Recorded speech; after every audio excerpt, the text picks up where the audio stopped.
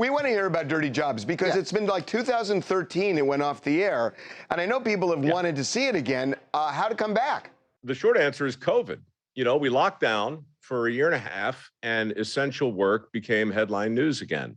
And I started getting just a lot of letters from fans of the old show, and I think the network heard from a lot of them as well.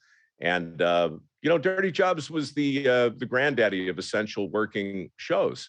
And since that was back in the headlines, it seemed like a good idea to go out and just remind people of who was keeping the lights on and doing the kinds of jobs that make civilized life work for the rest of us. So we did it, you know, and I'm so glad we did because, you know, my foundation is 13 years old now, and this gives me a chance to talk about that in a slightly different way.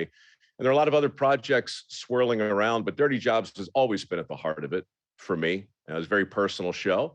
And, you know, I'm delighted. And I don't use the word delighted lightly, guys, but I'm delighted to see it coming back. So I'd like to talk about singing chops for a minute. Singing chops. Yeah. Well, I think what you're trying to get to, Harvey, is the dirtiest job this time of year, which apparently belongs to Santa if you check the Billboard charts, because you'll see Mike Rowe and John Rich there with an actual hit. This song actually was a number. You can say you've had a #1 hit. It was #1. Billboard. It was #1 for a week on the country charts, and it was #1 for 4 days on iTunes. Look, I don't know much about the industry. I just know that John Rich called me one day and said, "Mike Rowe, you know who's got a dirty job?" And I said, "Who?" He said, "Santa Claus."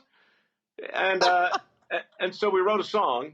And then we recorded it, and then the Oak Ridge Boys came in. It's been so much fun, and this thing continues to, you know, go all over the charts. But we're giving the money away we're splitting it. John's got a foundation called Folds of Honor, which looks after kids whose parents didn't make it back from the war, and I got MicroWorks. So every penny we raise is split down the middle, and so this thing has turned into an amazing fundraiser.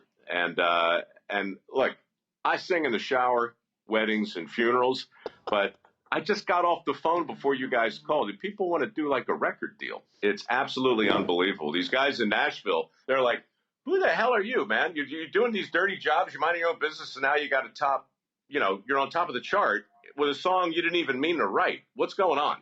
I'm like, I don't know. It's the most wonderful time of the year.